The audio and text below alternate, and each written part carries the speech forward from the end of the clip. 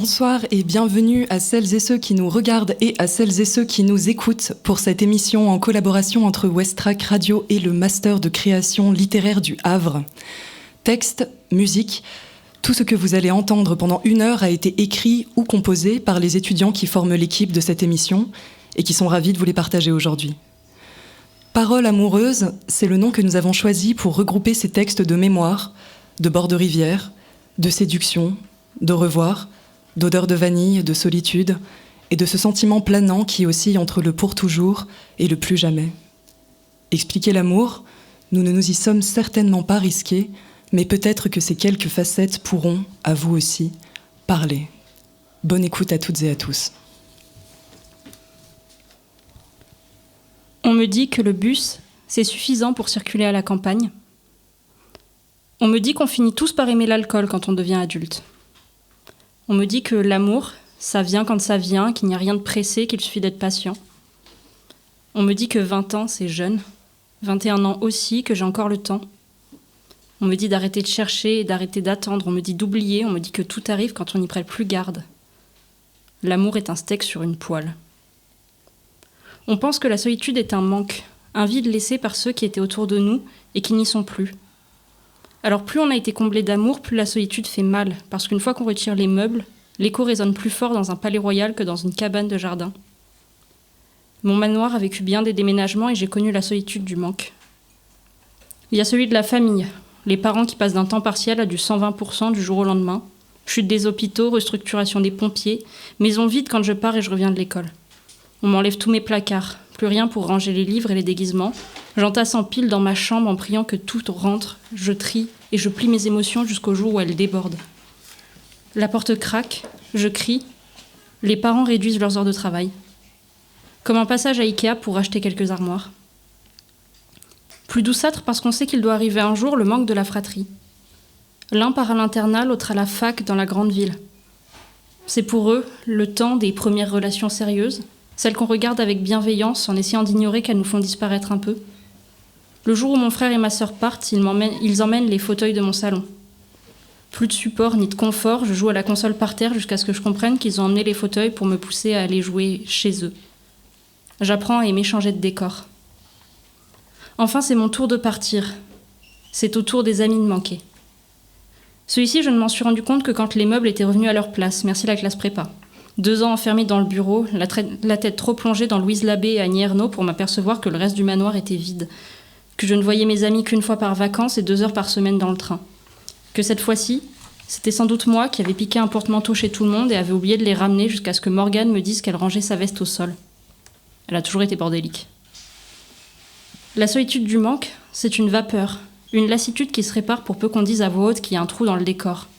C'est une solitude de riche. En arrivant au Havre, j'ai découvert que la solitude pouvait faire mal physiquement. C'est une solitude d'inadapté, celle qui n'est pas une absence mais une forclusion. 20 ans sans drague, sans ambiguïté, sans regard, sans contact, sans tension, sans alchimie, sans couple. Seul à l'autre bout du pays, je me diagnostique une forclusion du romantisme, croisement improbable entre Musset et Lacan. Les autres solitudes que j'ai connues, c'était comme regarder le passé par une fenêtre. On peut se raccrocher à quelques souvenirs, recréer les émotions et les sensations en attendant qu'elles reviennent d'elles-mêmes ou de les remplacer par des équivalences. Aujourd'hui, je suis seule devant un mur blanc, le bout du nez qui frôle la peinture. Sans référent, sans aucun souvenir à reproduire pour pallier le manque, mon corps compense. Une douleur aiguë, mon pancréas se déchire, mes nerfs sont laissés à vif, on m'arrache le diaphragme. Je serre la mâchoire dans ce lit trop grand fourni dans les logements étudiants, au cas où.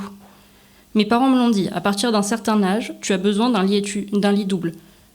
Je ne suis pas tout à fait sûre d'avoir atteint cet âge. C'est sans doute dans ce lit qui a déclenché cette réalisation.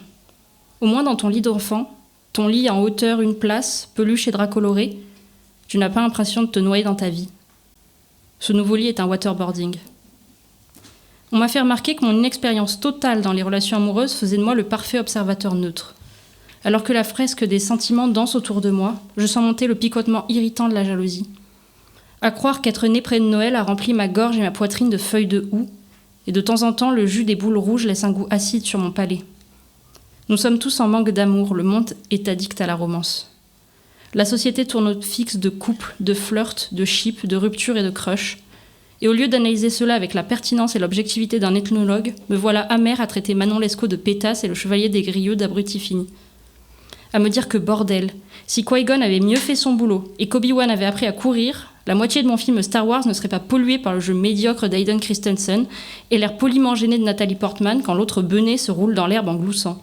Parce que moi, c'est la politique et les combats de sabre laser qui m'intéressent et que dans tous les cas, même l'amitié entre Obi-Wan et Cody, elle est mieux écrite. Le monde est addict à la romance. Je regarde les autres profiter du high et souffrir de la redescente. Et j'ai l'impression d'être en sevrage constant. Besoin déchirant et inaccessible de retrouver quelque chose que je n'ai jamais ressenti. Ou peut-être qu'il faut juste que j'arrête Star Wars.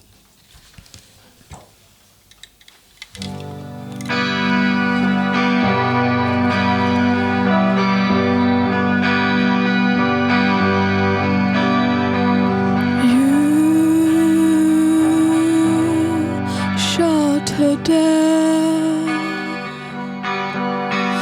let her die in your arms.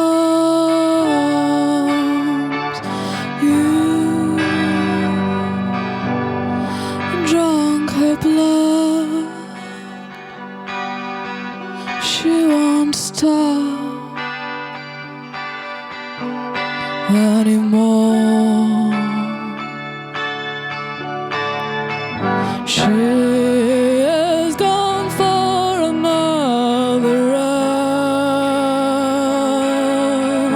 of feelings are hurting in my heart, and I cannot forget the sound of her voice laughing in the dark. Dirty love, dirty love, dirty love, dirty love.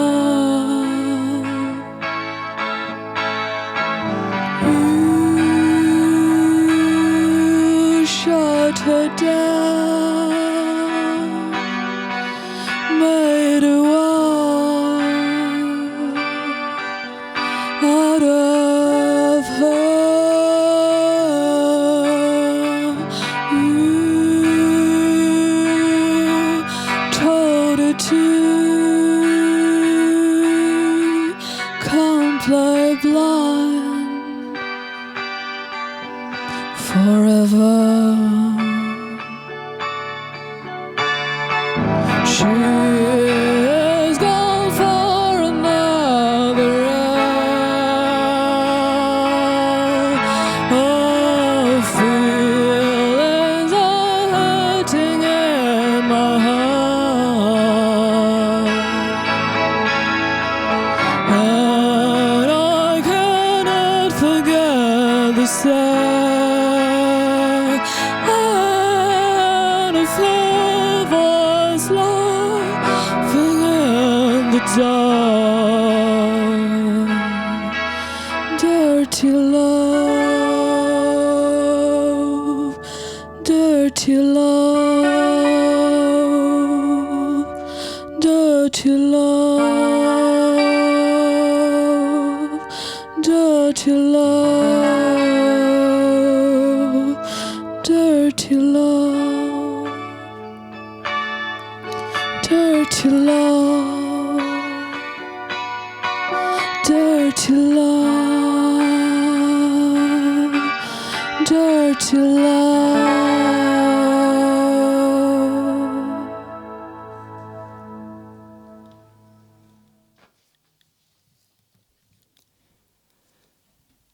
Cher Edmond, aujourd'hui s'achève le 6e mois que je passe sans nouvelles de toi.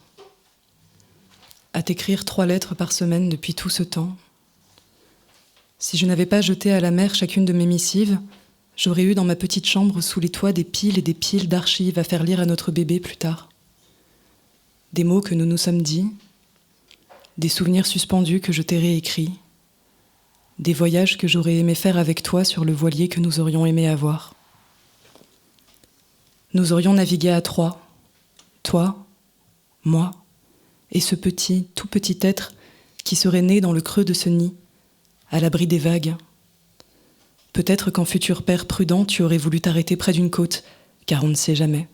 Ou peut-être serions-nous allés loin de la rive, là où, 30 mètres sous la surface, le sol meuble de vases et de sable aurait tenu l'ancre pendant que le bateau nous aurait tenus nous et que tu m'aurais tenu toi.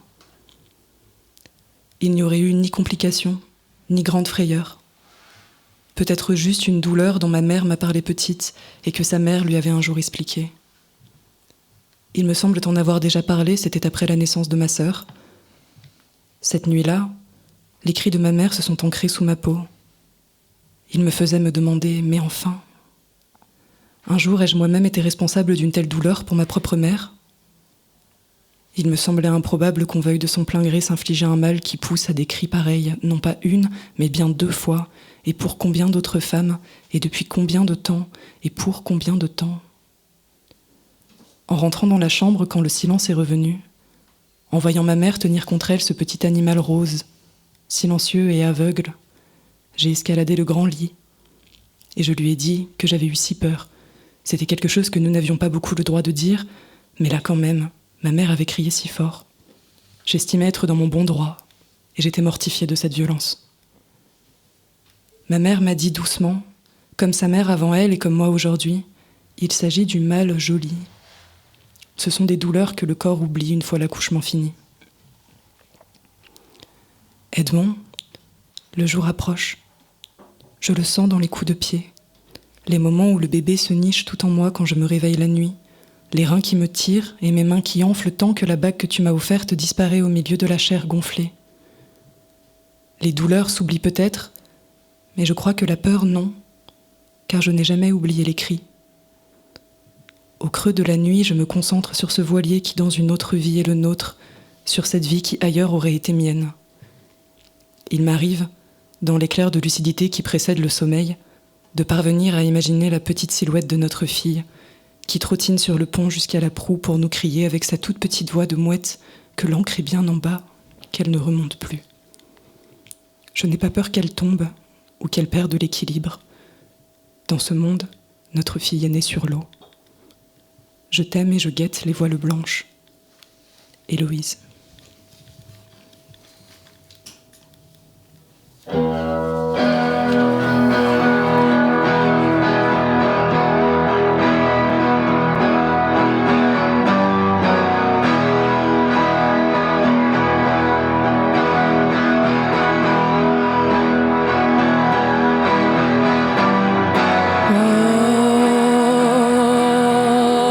Did you feel the need to care about somebody else on a summer day?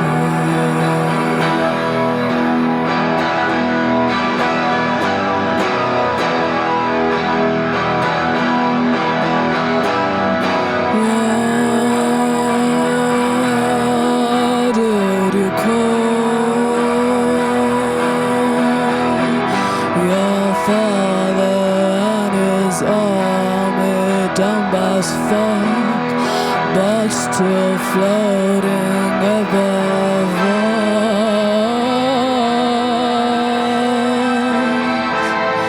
I'd like to find peace sometime.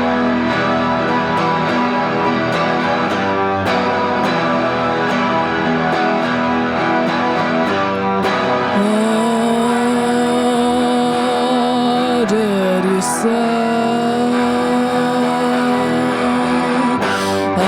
Message for no one, but I'm frightened and my lover is frightened too.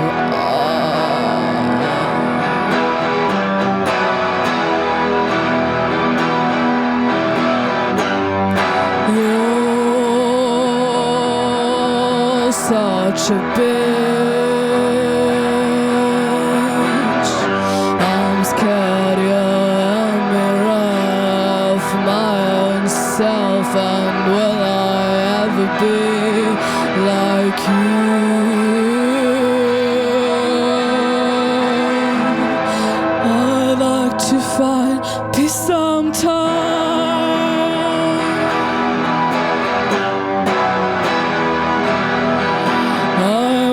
trickle down.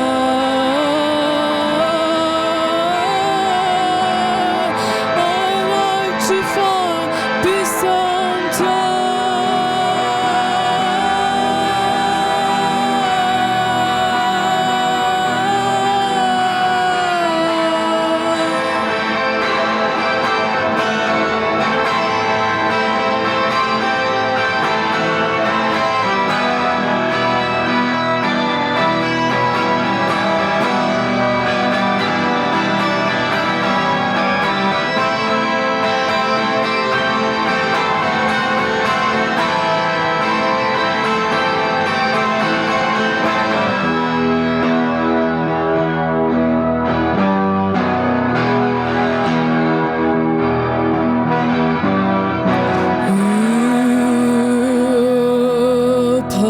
spell on possibilities for days to come, and good night sleep down on the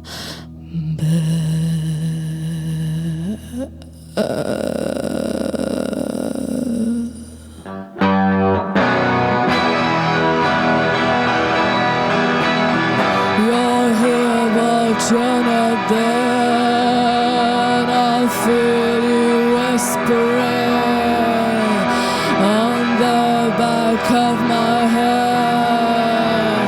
Why don't you go away? You're here but you're not there. I feel you whispering on the back of my head. I like to find peace sometime. I like to find peace sometime. I like to find peace sometimes. I like to find peace sometimes.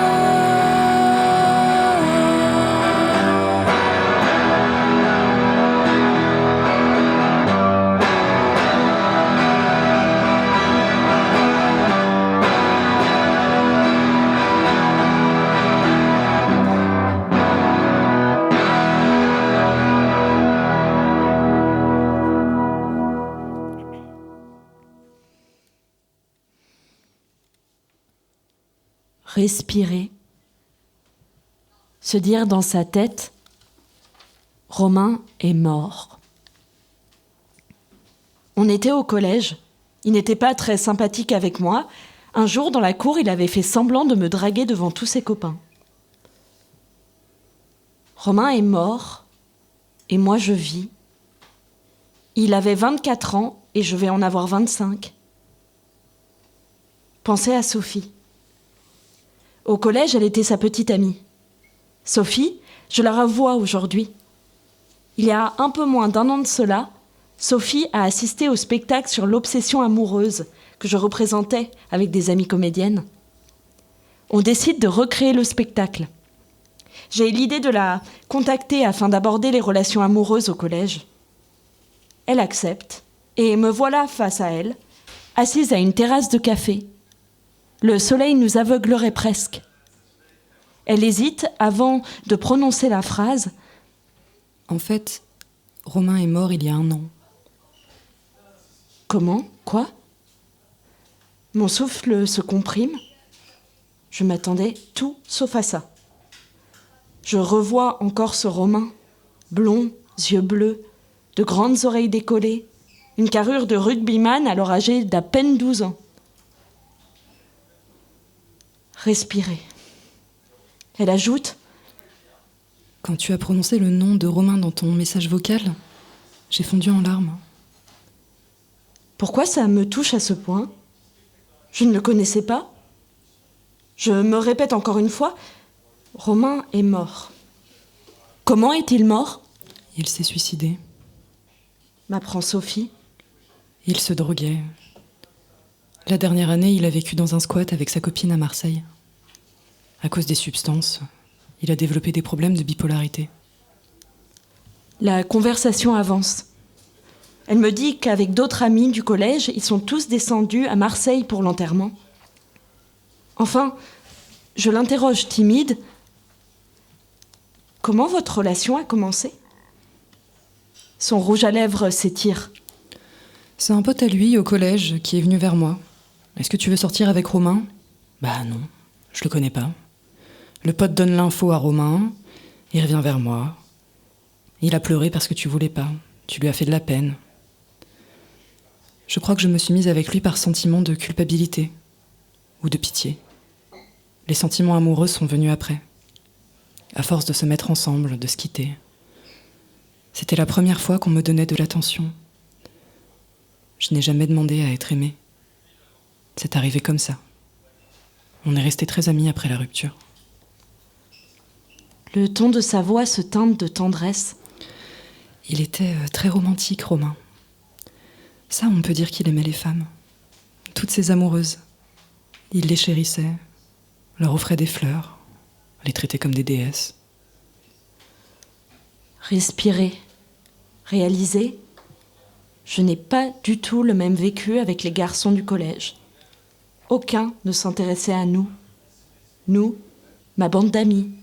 On avait de loin des béguins, on les surnommait de noms absurdes afin de ne pas révéler notre possible attirance, truc bidule ou machin chouette. À l'inverse, les amis de Sophie avaient tout un amoureux. Écoutez à nouveau. Un jour de Saint-Valentin, Romain et d'autres potes nous avaient toutes réunies derrière l'église du commerce pour nous offrir leurs cadeaux. Ils m'avaient offert une bague et j'ai tenté de l'enlever, impossible. Elle précise. En fait, j'étais terrorisée d'être seule à seule avec Romain. C'était toujours en bande, avec nos amis. On se tenait par la main devant les autres au parc. J'avais peur qu'en se retrouvant uniquement tous les deux, on n'ait rien à se dire. Je lui demande, il a été ta première fois ? Elle secoue la tête. On a remis la première fois à plus tard, même s'il essayait un peu à mon anniversaire. Je le repoussais. Je crois que les garçons à cet âge veulent se prouver des choses à eux-mêmes. Être celui qui aura baisé le plus de meufs. Respirer. Romain est mort. N'aura pas 25 ans. N'aura plus la possibilité de s'en sortir. De devenir papa. D'apprendre à aimer les femmes autrement. Regardez Sophie. Posez d'autres questions. Est-ce le bon moment ? Ne faut-il pas avant tout lui exprimer mes condoléances ? Rassembler mes mots ? Ne pas la quitter encombrée de toutes ces phrases que j'aurais voulu lui dire ? Last night he called me upstairs. He said he was in love. He put his hands on my head. Stars were shining above. It was all so idyllic. It was all so fun. It was all so romantic. It was all so boring. I wanna fuck you all night long. I wanna spank your little ass. I wanna get licked all night long. I wanna suck more than some ass. I wanna scream until you're dead. Put you up against the wall. I wanna lead you fast as hell. I wanna come until I fall.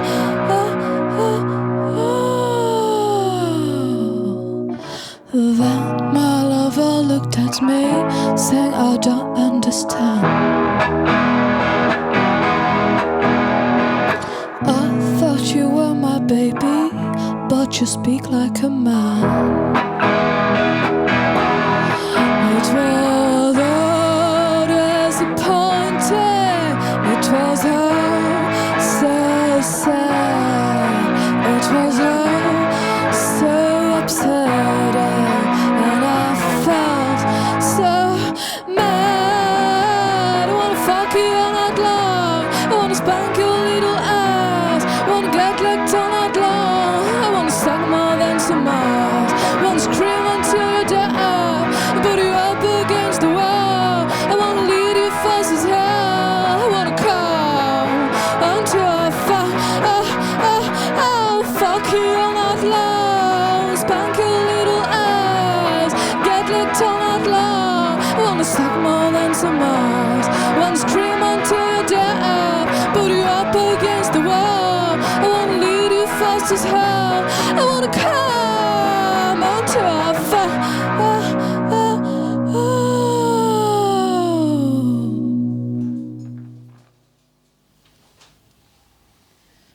Avec mon top à paillettes, je me suis retrouvée sous les 39 degrés de la rue qui monte. T'avais envie d'un café et moi d'une bière. Je me suis dit, avec de l'alcool dans le sang, ce sera plus facile. J'ai dit adieu à mes principes de pas pécho le premier soir. Tu m'as dit, t'es déjà sortie avec un artiste? En allumant une clope, la fenêtre donnait sur le clocher. T'étais impressionnée, je connaissais Artaud. Tu l'avais même cité dans mon mémoire et je l'avais même cité dans mon mémoire aussi. Tu m'as prise pour une intello.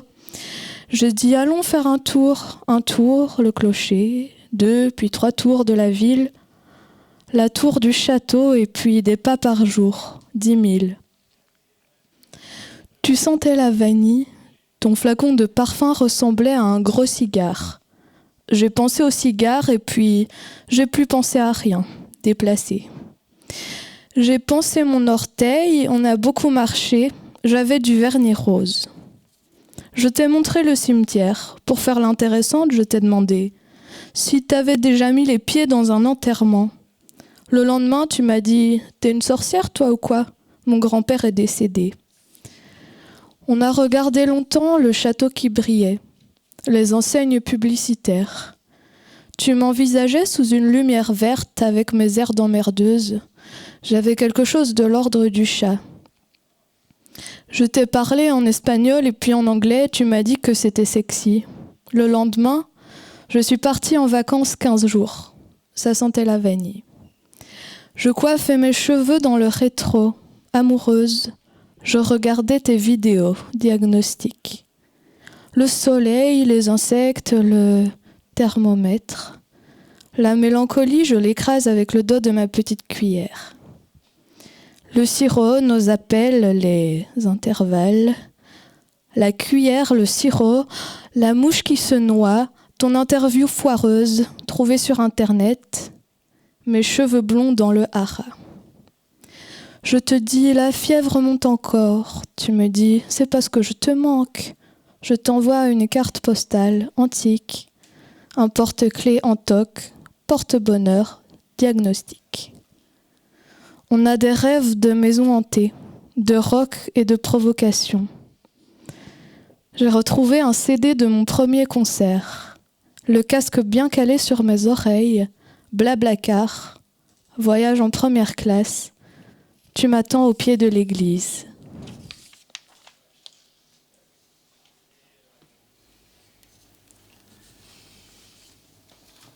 La tranquillité. Comme lorsque Raïssa et moi partions depuis ces 2 étés écoulés à vivre avec elle, à ses côtés et parfois à son dedans, à Sévérac-le-Château dans l'Aveyron. C'était son père à elle, un falaisiste qui, résidant à Marseille avec sa compagne, nous laissait sa maison, que nous entretenions comme une chambre d'hôte du mois de juin jusqu'à la toute fin de celui d'août. Je pleure chaque fois d'envie d'y retourner de manière définitive et de ne plus jamais revenir. Plus encore quand je me remémore en ce mois de décembre tous ces fruits magnifiques, ces citrons doux qui étaient à peine acides pour l'exemple, que nous avions achetés au marché, posés sur le matelas bleu du lit que nous occupions, ou de ses seins à elle dans les draps en lin, au-dessus desquels se balançait sa petite fleur de nacre qu'elle aime tant, d'une couleur quasiment identique à celle de sa peau que j'admire lorsque nous baisons. Celle aussi qu'avait la pelure de ces citrons que nous n'avions jamais de tout notre 2e été passé là-bas, et plus, descendu dans la cuisine, et qui me paraissait se propager sur les murs de la piaule. Nous en avions découpé un durant ce soir où l'orage me faisait peur, tant les éclairs de la foudre, sans que n'ait pourtant lieu le bruit du tonnerre, m'étaient impressionnantes, si bien que je me levais dans ses bras. Dans les éclats très soudains qui donnaient par le Vélux à voir les montagnes comme s'il faisait jour, la chair de ce fruit posée sur la moquette un peu humide de son jus devenait jaune phosphorescent. Dès le lendemain, la dalle de la terrasse qu'avait refroidi la drue devenait de nouveau chaude dans la fournaise de juillet, et me brûler la plante des pieds lorsque nous nous étendions, et que nous étendions aussi le linge sur les fils pour les prochains clients, en route vers Montpellier ou l'Espagne. L'odeur de la lessive s'engouffrait jusqu'à la table du séjour, transportée par l'air sec, je me souviens très bien, et quand nous mangions tous les deux, la baie vitrée ouverte, j'entendais à peine le bruissement délicat des feuilles de la vigne qui ombrageaient les tais d'oreillers et les couettes. À la fin des journées, après avoir installé les nouveaux arrivants, nous partions à vélo, nos maillots de bain dans nos sacs dévalant les chemins de la campagne. Nous passions près de cette grange isolée dans une prairie dont la vue était suffisamment dégagée et vaste pour y voir l'herbe de son pâturage cramé. Moi, j'y poussais tout au fond mes yeux dans l'espoir de voir une meute de loups, animal que je ne vis d'ailleurs jamais, quand j'y voyais néanmoins des renards, des brocards ou des cerfs. Je lui disais, les lui montrais du doigt. Nous étions ravis, contemplions la horde qui tentait de brouter ce qui était encore frais, paisiblement, loin de tout le bruit du monde, avec derrière le mont Lévézou où nous avions célébré un anniversaire, dans une ferme qui était à son sommet au-dessus des cumulus qui commençaient à se former, et où nous étions tous les deux sous les deux bières, évidemment, et aussi de Ricard que Raissa nous servait généreusement, prenant l'initiative d'une bonne dose comme nous l'avait montré un papy, avant de nous empiffrer d'aligots, de truffades et de farsous, l'Aubrac juste derrière nous. Au bout d'une demi-heure de vélo, nous arrivions au lac que j'avais passé un an à patiemment attendre, mon île à moi. Nous accrochions nos bicycles, comme elle dit, et nous partions nous baigner sans se mouiller le derrière du cou dans l'eau tiède. Nous nous étreignions dans l'eau comme des fous, et je bandais dur sous mon caleçon, ce qui la faisait rire, mais rire en étant toute tendre. Nous nous mettions sur le dos en regardant un ciel débarrassé de tout, de plus en plus rosé au cours de la soirée, de plus en plus lyrique et plein de chichis. Nous nous tenions la main, nous plaisantions complices comme nous l'avons toujours été, comme nous le sommes maintenant. Nous venions de nous marier. Je m'obsédais des orbes, des ombres et des arceaux, des vaguelettes à la surface de l'eau que faisaient nos corps lorsque nous nagions, des hirondelles qui virevoltaient dans les airs, des chauves-souris qui y entamaient leur chasse, des ragondins qui rentraient dans leurs trous sur les rivages, des lézards qui finissaient de s'étendre sous le soleil, des tarentules qui disparaissaient sous les pierres. J'oubliais les reproches injurieux de ma mère que j'avais prévenu trop tard de notre mariage et qui n'y était pas venue. J'oubliais la ville d'Aldemarie, j'oubliais donc tout. Seul ne comptait plus que les chocs des boules de pétanque, les causes de Millau, la cathédrale de Rodez, les troupeaux de vaches et de moutons gardés par ces bergers que le mal des montagnes avait rendus fous, les chiens errants dont nous avions peur lorsque leurs yeux jaunes brillaient la nuit, les fientes des vautours qui, à force, blanchissaient les falaises et les rochers des gorges, les pluies de comètes, le bar de l'enceinte médiévale où nous allions boire et manger des glaces Movenpick aux fruits de la passion et à la vanille, la chapelle Notre-Dame de Lorette et le figuier dans lequel nous grimpions, les plateaux du Larzac, les cardabelles mises sur les portes des maisons pour que jamais les mauvais esprits ne les approchent, et cette colline que nous avions gravie et où nous nous étions fait jouir, surplombant les parages. Oui, c'était cela, d'être tout à fait tranquille.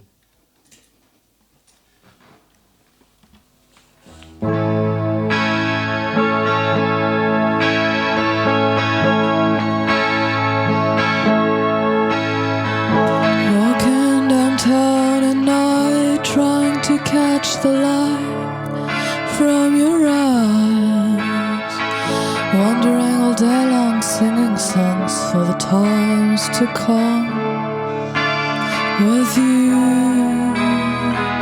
running around the graves with a storm from heaven in our hearts, wondering if the world's gonna end or if it's gonna start again.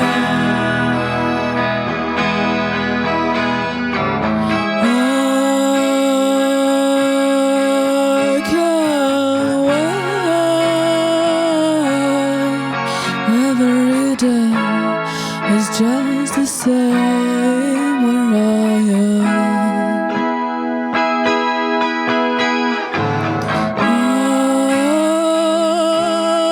I can't wait. I'm losing control. I'm losing my mind where I am. When I think about last Tuesday.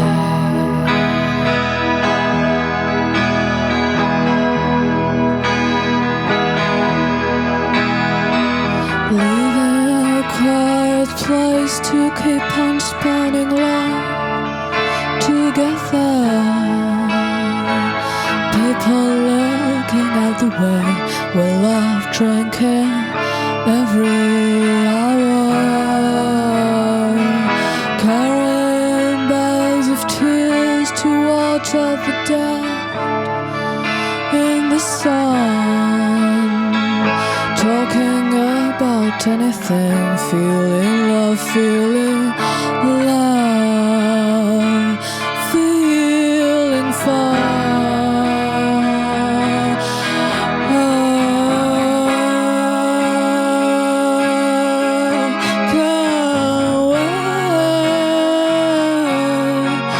Every day is just the same where I am.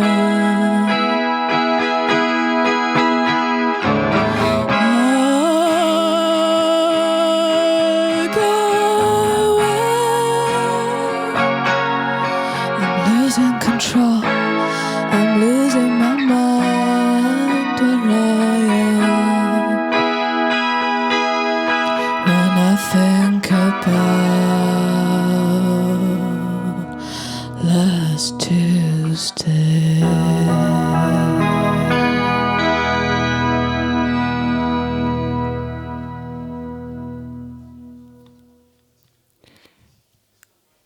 Merci à toutes et à tous. C'est déjà la fin. Nous vous remercions pour votre écoute et nous concluons ici cette cavalcade de paroles amoureuses en espérant sincèrement que vous avez apprécié nous accompagner. Quelques remerciements, évidemment. Cette émission n'aurait jamais pu voir le jour sans la présence de Mathieu Le Chevalier et la coordination précieuse de Nicole Caligaris, sans parler du bistrot au Havre qui nous a ouvert ses portes pour que nous puissions passer ce moment en direct et avec un public que nous remercions aussi pour votre écoute et votre attention. Merci à Westrack Radio ainsi qu'au Master de création littéraire du Havre. Tous les morceaux que vous avez entendus ce soir sont des compositions originales de Leila Paulet et les textes, dans l'ordre de lecture, ont été écrits respectivement par Lilou Maillot, Madeleine Conrot, Garance Chavana, Leila Paulet et Louis Lefebvre. Merci encore à toutes et à tous pour votre écoute. À bientôt et excellente soirée à vous.